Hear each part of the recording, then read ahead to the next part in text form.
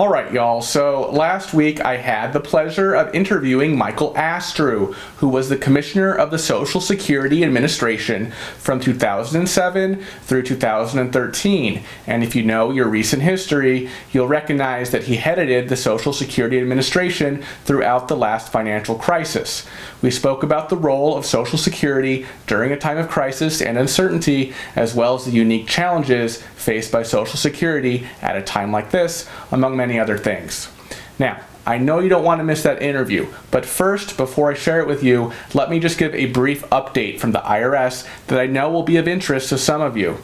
Okay, so we've known for a while that if you're on Social Security retirement, SSI, SSDI, veterans benefits, and or railroad retirement benefits, and you don't file a tax return, you're good for the $1,200 stimulus payment, right? You'll receive it automatically. We've also known for a while that if you need to report a child under the age of 17 to get the additional $500 stimulus for them, you need to use either the TurboTax Stimulus Edition or the IRS portal for non-filers, okay? What the IRS just announced today is that you must use that IRS portal for non-filers by this Wednesday, April 22nd at noon Eastern Time. Okay, so please, if you are in one of the groups that does not need to file a tax return to get the $1,200 stimulus, Social Security retirement, SSI, SSDI, veterans benefits, and railroad retirement benefits recipients, and you have a dependent child under the age of 17, perhaps a child you had or adopted later in life, or perhaps a grandchild you care for, and you have not yet used the TurboTax Stimulus Edition or the IRS portal for non-filers, please use the IRS portal for non-filers by this Wednesday at noon Eastern Time. If you don't submit your information in the IRS portal by this coming Wednesday at noon Eastern Time to report dependent children under the age of 17, you will still get your $1,200 stimulus payment automatically, but you won't get the additional $500 payment per child, okay? Well, you won't get it in 2020 as a stimulus payment. You will get it as a tax refund next year in 2021 when you file your 2020 tax return. But obviously, to get that, you will have to file your 2020 tax return. And I would prefer that you didn't have to do that, you don't have to go through that hassle, and that you get your money faster rather than having to wait a year. So right now, the IRS is asking all of us to help them out with this, and they came up with this slogan, plus $500 push. It's not super catchy, but the idea is that we all just get the word out. So please share this video with anybody you know who may need to know this very urgent information, because I know there are people out there who still need to take action, and now we know that they have less than 48 hours to do so. Okay, so get on that and please share it with those who may need to hear this. Now let's move on to my interview with Commissioner Astrue. One thing I want to note is that this interview was done before Treasury and the SSA announced on April 15th that SSI recipients will get their $1,200 stimulus payment automatically, okay? So one question I asked the Commissioner was pertaining to the uncertainty that SSI recipients had at the time regarding whether or not they had to file a simple tax return or not. Obviously, we know the answer to the question now, but it was still uncertain at the time, okay? After we recorded the interview, the matter was cleared up. So please don't be confused by that question. All right, enjoy the interview. Today I have the opportunity to speak with Michael Astrue. Michael served as the Commissioner of the Social Security Administration from 2007 through 2013. Earlier in his career, he also served in the Ronald Reagan White House as well as the George H.W. Bush White House. Thank you for speaking with me today, Commissioner. Yep, happy to do it.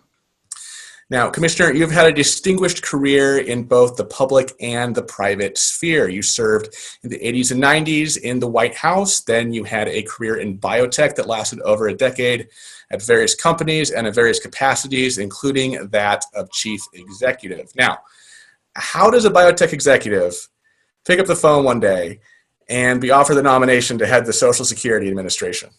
Well, it's really the other way around. So my first priority graduating from college was marrying my freshman year girlfriend.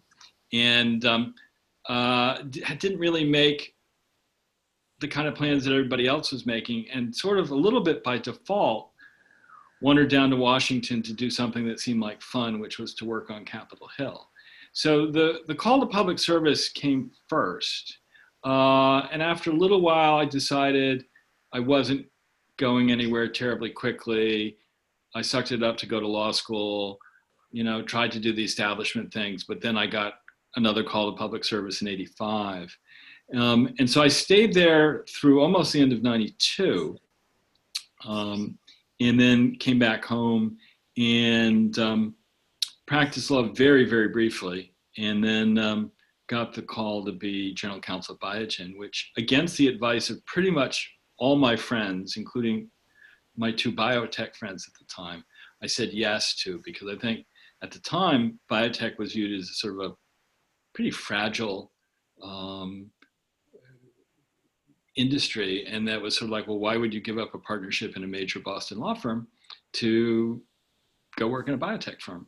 But the biotech, the sense of mission kind of filled a need for me that I was missing after leaving public service. I liked the law firm well enough, and they treated me very nicely. But I really liked going to work every day, being charged up about trying to cure rare diseases and things like that. So it was really, public service came first. It took me to HHS, where basically I did the grand tour for almost 8 years. And then I came back home, and people were interested in my background because there weren't a lot of people that had taken the grand tour at HHS. I see. So you were commissioner of the Social Security Administration during the financial crisis of '07 and '08 and the Great Recession of 2007 through 2009. And now in 2020, our nation faces both a public health and a financial crisis. What unique role does Social Security play for the American public during a time of crisis like this? Well, it's an important source of income for an incredible percentage of the American public. It's one of the reasons why I made sure we had a backup data center, for instance, because if the computers ever went down and you couldn't send the checks out, you would throw the economy into a recession. But it's also, and that's the core part of the Social Security program. But the SSI program is a very important part of the safety net for lower income Americans. And I think sometimes people don't appreciate how much money we spend and how important it is to the people that are receiving SSI. Now, speaking of SSI, so this recent stimulus package, the CARES Act, IRS and SSA have both said that those on Social Security retirement and SSDI don't have to take further action to receive their stimulus checks. But there is a little bit of confusion with SSI. The SSA put out a press release saying they're working with Treasury to try to ensure that SSI recipients get the stimulus payment automatically. But it's still confusing right now. Now, I know you were the former commissioner, you're not involved in what's currently going on, but just generally speaking, why is it difficult for one government agency, the SSA, to basically talk to another government agency, the IRS, for the good of the American people and share that kind of data? Well, I mean, part of it is just human nature. You have any two organizations, within a larger organization, two departments at Harvard or, two different services within the military. People are people. And what happens is people get siloed vision. A lot of the things that public choice theory predicts kick in, and people make decisions based on expanding their institutional interests rather than for some other greater good. I think Social Security historically has been pretty good in terms of the collaboration because of the self-selection of the people. If you sign up to work for Social Security, you usually do it right out of high school or college. And the motivation tends to be because you want to help people. It's a little bit like signing up to be a nurse or signing up to be a priest or something like that. So when people work up the organization, although we've had some terrible people too, usually they have a pretty positive collaborative spirit, and they're willing to say, well, what really do the people need. There are other agencies that over a long period of time, and I'm going back 35 years now, the basic culture has not changed in some of these places, that are very rigid, very aggressive, and not very well informed. And Treasury overall is one of the better agencies in my experience, and that's an observation made on a bipartisan basis. However, the IRS is terrible. They're one of the two worst to try to deal with, and I think that's, from what I understand, that's what's kicked in this situation, and that they haven't taken the time and energy to actually look at the problem more broadly. They look at, well, this is what we have, this is what we want to do, and then they don't want to talk about it. And that's exactly what I saw over and over again, with the IRS when I was commissioner. And there aren't many other agencies where I had that complaint. For the record, the Office of Personnel Management too. But Treasury broadly, CMS, OMB. I mean, you have disagreements because, you're talking about things that matter, that are complicated.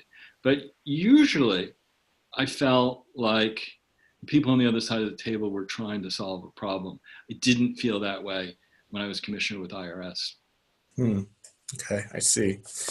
Now, as commissioner, what unique challenges do you see Social Security facing in a time of crisis and even recession? So there are two levels to that question. So the first one is just the operational challenges in a time where you're trying to avoid plague. And the agency had been moving in the direction of more working at home, more telephonic communications and that type of thing. And so this accelerates that move, but it's still very, very difficult to manage in that situation and to make sure that there's accountability.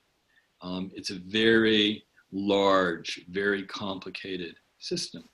And what I used to say when people like you ask me the question, well, when you go to bed at night, what do you worry about the most? And what I used to say is, well, every morning when I wake up, I know that there's somebody that's going to do something incredibly stupid in my name that we're going to have to apologize for and fix. And that's just, fact of life.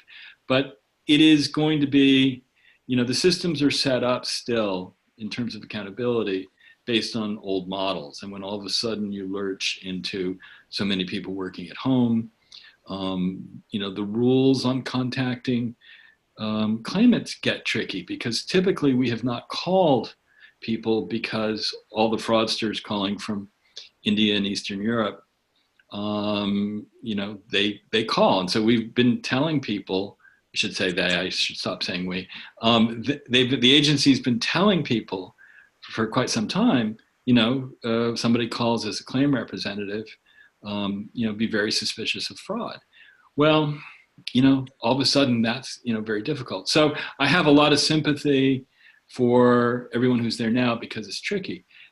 In terms of the financing of the system, the trustees, I think, were supposed to report this week. And as with most things, that's going to be delayed, as I understand it. I don't know when they're going to be reporting. And they'll be reporting based on last year's numbers. And so last year's numbers, economy was pretty good. It shouldn't be a bad report from that point of view. But at some point, I'm sure the financial press is going to ask questions. Well, what is 2020 going to look like? And 2020 is going to look horrendous. And it is going to make things much harder for the trust funds because you have a lot less money going in terms of receipts. And historically, although a lot of people have trouble processing this, when unemployment goes up dramatically, as it is, disability claims go up too. And some of that is fraud, but it's not a relatively small percentage, not as much as a lot of the demagogues will try to tell us. But the truth is there are a lot of people with disabilities who really are on the margin of being able to work. And when they are working despite great obstacles and then lose that job, they are in fact entitled, to disability. Got it. Now, what lessons did you take away from your time as Social Security Administration Commissioner during one of America's most troubled times? Well, I think one of the most important things, well, I don't know that I learned, because I think I believed it going in, but I guess I tested the proposition. So I was a constitutional experiment. I mean, it was really the first time that major agency head reporting to the president got inflicted on the president. It was a consequence of the 1995 Reform Act, Reorganization Act. So I was appointed by George W. Bush, but worked for him for less than 2 years. And then I worked for Barack Obama for a little bit more than 4 years. And so I spent a fair amount of time thinking about, well, this is new and novel. How do you deal with this? And, the part of it was just kind of keeping your head down. There are a lot of people in Washington who are show horses and like to get their name in the press.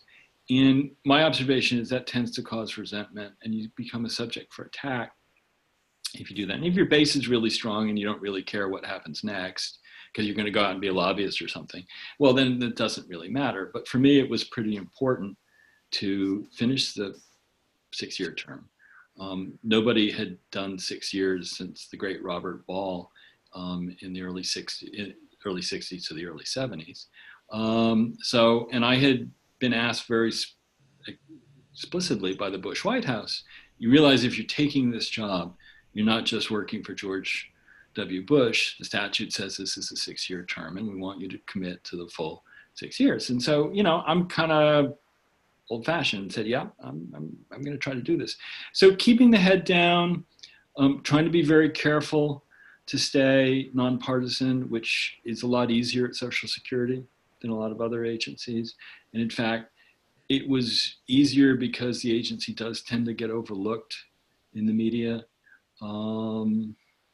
I probably spent a lot more time with the press on humorous things related to public service ads, trying to get people to move online and things like that, than any of the really heavy issues of the agency. So, and then in dealing with the Obama administration people, basically taking the same view that talk to them and treat them exactly the same way that I treated people in the 3 previous administrations that I worked for.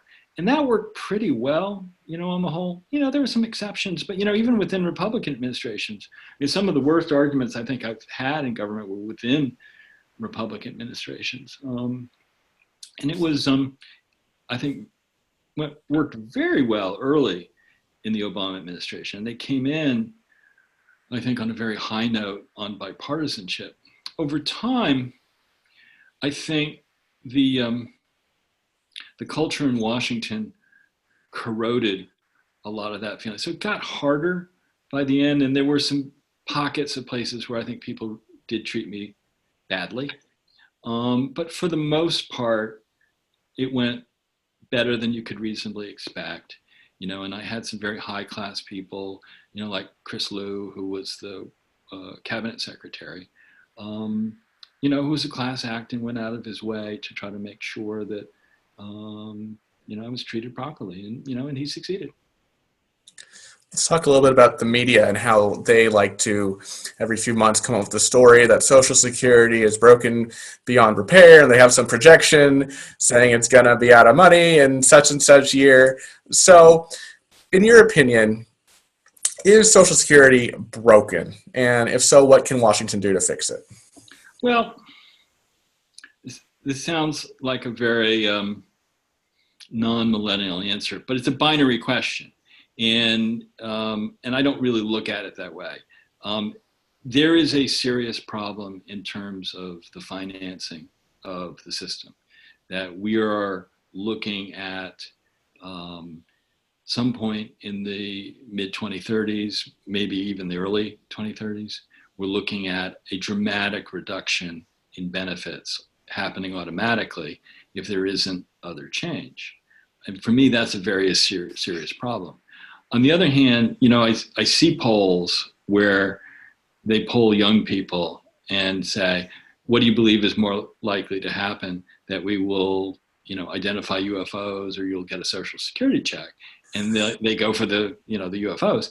And I think that's really wrong. And it's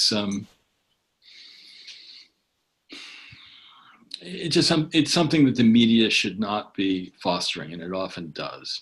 And so we've got a serious problem. We should face up to it at some point. My views on it have changed a little bit. I think I was a little idealistic during most of my term and thought, well, if we talked about it enough and somberly behind closed doors, that people would start to get motivated. Probably about halfway through my term, I gave up on that. And what I think now is probably inevitable. I mean, I think there's essentially a compact between Republicans and Democrats on the Hill to not deal with the issue. That it's viewed as the third rail of American politics. To get near it is only going to be trouble. We're just going to ignore it. And I think what's going to happen is we're going to get perilously close to paying out 80% of benefits, and politicians will start trying to figure out, well, what's the consensus? Do people want how much less in benefits and how much more in taxes are they prepared to pay? And so I'm now thinking that you won't see the kind of leadership that we saw in the 80s with the Greenspan Commission and then the reforms of legislation of 83. I don't think that we're going to see anything that looks like that. I think that what we're going to see is some sort of panicked, probably sloppy legislating as you get very close to the edge of the precipice. I see. So if you could say anything to the tens of millions of Americans who currently receive benefits administered by the Social Security Administration right now during this scary time, what are some words you would offer them? Well, the words I would offer them, first of all, is you shouldn't be panicked. The checks are going to come, and 99.9% of the checks are going to come to the right place at the right time. And here we're reaping a benefit from having worked pretty hard, despite some occasional pushback from Congress, to making most of the checks be electronic. And so in this kind of situation, or in some other type of crisis, this makes a huge difference. So don't worry about the checks for the moment.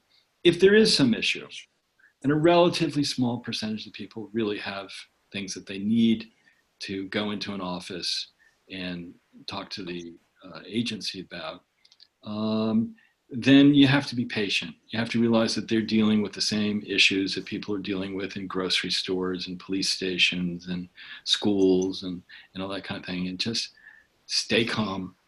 Don't take it out on the people, on the other end. Most of the people who are going to have problems, there's something I tried to work with the Congress a little bit to get them to understand that they don't, is that the agency has been very successful in going electronic for benefits. So the offices tend to be jammed, but they're not jammed the way they used to be with people that had checks that were sent to wrong places, or there were other sort of snafus that related to a paper system. The vast majority of people who are in the waiting rooms are there because Social Security has become the identity verification agency for the entire federal government and a good part of the federal service. And I tried to get members to understand that, much to the consternation of the staff that always wants, you bring a congressman into their office, it's like one of the big moments of their life, and they want it to go seamlessly. God bless them for that. And I started disappointing them regularly toward the end of my time, because I wanted the members to understand how the world had changed, because I didn't think that they got it. And I remember the first time it worked was one of my home state congressmen, Richie Neal, out in Springfield. We were in downtown Springfield. And I said, no, we're not going in the back door. We're going in the front door. I want him to see the waiting room. And they said, please, Commissioner, no. I said, no, that's what we're here for. And I took him in, and it was jammed.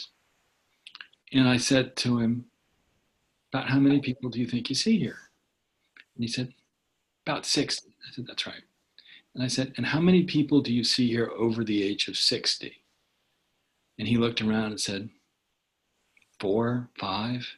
And I said, and how many children do you see in here? He said, about 10. And I said, they're not here for their retirement checks, right? It doesn't look like most of them are here for disability either, does it? And he said, no. I said, they're here for verification. They've been turned down for a job under, Homeland Security rules and E-Verify, for some sort of other government program for housing, something. And they're coming in to straighten out the verification. And Congress has never, explicitly authorized most of this. It's under general authorities of the agency, and they've never appropriated money specifically to pay for those types of things. So, one of the things, as I said, I tried to work pretty hard, is for them to understand that a lot of the meat and potatoes of what people do in the field office today is radically different from what it used to be and what they still think it is. And I've been trying to get them to think about what that looks like and how they can help the agency deal with those workloads. Because, a lot of states, for instance, make it much worse. The politicians in New Jersey will complain about the wait times in their offices, but the Registry of Motor Vehicles, or whatever they call it in New Jersey, every single person, basically, they make them go get a new Social Security card. So the work goes through the roof for us. They think that they're doing the best verification possible in a sort of a cheap way. And you can't get the Congress to understand, even in New Jersey, that, there are things here that we could fix if we understood what the problem was and we were committed to doing things right. But, there's really very little attention to detail. I mean, when I first was working on Social Security in 1985, I was the department's legislative representative on Social Security. So I was dealing personally with Daniel Patrick Moynihan and Bob Dole and Bob Matsui and Bob Archer, and Bill Archer, and people like that. Those are people that really knew their stuff. I mean, particularly Moynihan. I mean, I'd go up to talk to Moynihan, and I'd study like I was going for an appellate argument. I mean, really. I mean, you worried about being embarrassed by Daniel Patrick Moynihan. There just aren't people up there anymore who are students of the system in the same way. And in some ways, it made my life easier, because they couldn't really, if I did mess up, the likelihood of catching me on it and embarrassing me in public was pretty low. But on the other hand, you'd need their help on, things to make the system better. And it was very hard to get their attention. So even some of the things that we did do, they were important. I mean, we had one fraying data center, built in the early 80s. So that was running out of capacity. And we were building, I inherited a backup center that was being built that was way too small. So we needed to have basically 2 state-of-the-art data centers. And we never got the Congress to actually specifically appropriate for that. I mean, what I realized, I saw opportunity with the Stimulus Act in the beginning of the, I'm using the wrong word, the act in the Recovery Act in the beginning of the Obama administration, where they were looking for shovel-ready projects. And although, I would have liked to have been more shovel-ready, we had a plan, we had a purpose, we had talked to OMB about it. We hadn't had the authority to go talk to the Congress about it yet, but we kind of roughed it out. And that was way ahead of everybody else. And so there's a new data center in Maryland, out near Frederick, to deal with all the claims and the verifications and stuff. If we hadn't had that built, we'd have the added problem that our computer system would be succumbing to the pressure of the workload. So fortunately, we got that done. But it wasn't because Congress saw there was a problem and tried to fix it. It was because there was extremely broad authority, and the commissioner went up and bellied up to the trough and beat out other people who were trying to belly up to the trough. I see. Now, before we move on to discussing your more creative pursuits right now, is there anything else that you'd like to say, either about Social Security in general, or about what we're all going through collectively as a nation right now? Um, I think the only thing I guess I would say is, I mean, I've been working on disability policy most of my life, aging policy and disability policy. It's something I've been pretty passionate about. I think I've made contributions from a lot of different angles. I was on the board that wrote the original ADA regulations. I was co-architect of the first expedited drug approval plan, regulations over at the FDA with David McIntosh, and an awful lot of drugs for people with serious disabling conditions wouldn't have been approved without those. So it was, but it was still an extraordinary experience to get hit by a serious disease right at the end of my term, be diagnosed finally, at the end of the term, and have to deal with that. And it's made me think through, maybe there are a few things I would have done differently. And I think probably to a small extent, not a huge extent, but to a small extent, I'm probably was guilty of some of the same things that I criticized some of the other agencies for, that you look at things with tunnel vision. So for instance, my biggest issue has been severe rheumatoid arthritis, which is a disease that I worked on when I was at Biogen, when there were no approved therapies for it. And so my job was to try to figure out what the FDA would require if we were to do a rheumatoid arthritis trial. Now, it turns out we worked on other autoimmune diseases. So we did lupus, we did famously multiple sclerosis, but inflammatory bowel disease and severe psoriasis. We didn't actually run a rheumatoid arthritis trial. So when I got the diagnosis, I thought, well, first of all, I didn't believe it. But when I accepted it, I had this image of what it was going to be like. And I was pretty badly wrong in lots of ways. It was a lot more complicated, a lot more subtle. It affected a lot more aspects of my life than I had anticipated. So while I can't think of anything horrible that was done under my watch, that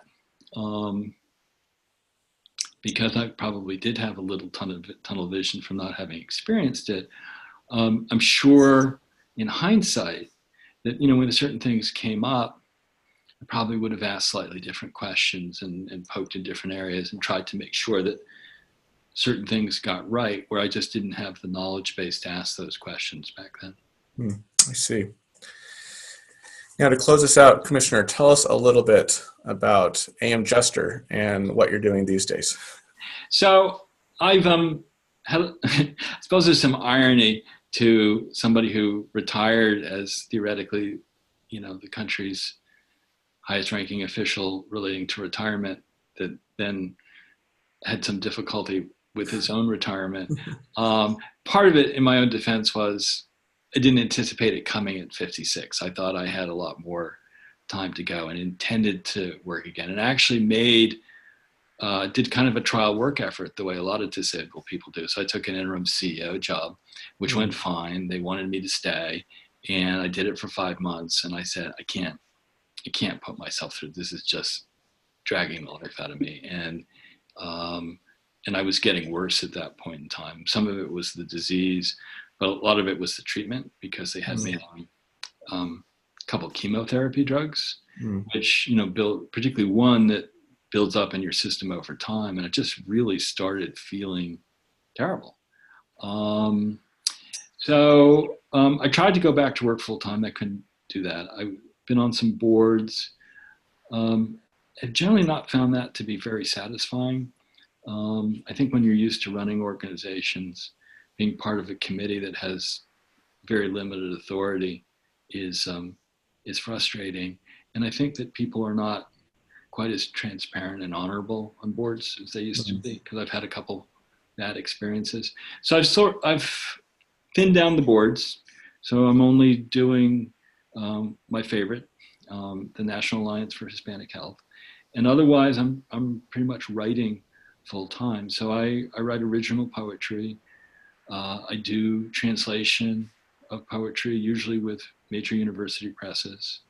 I do some editing of poetry. I do some literary criticism. I've got a book coming out in September from Paul Dry Books in Philadelphia, which is a mid-sized commercial firm. So I'm excited about that. It's called Wonder and Wrath. You'll be able to do pre-orders pretty soon. If you make a perfect Christmas gift for somebody you know.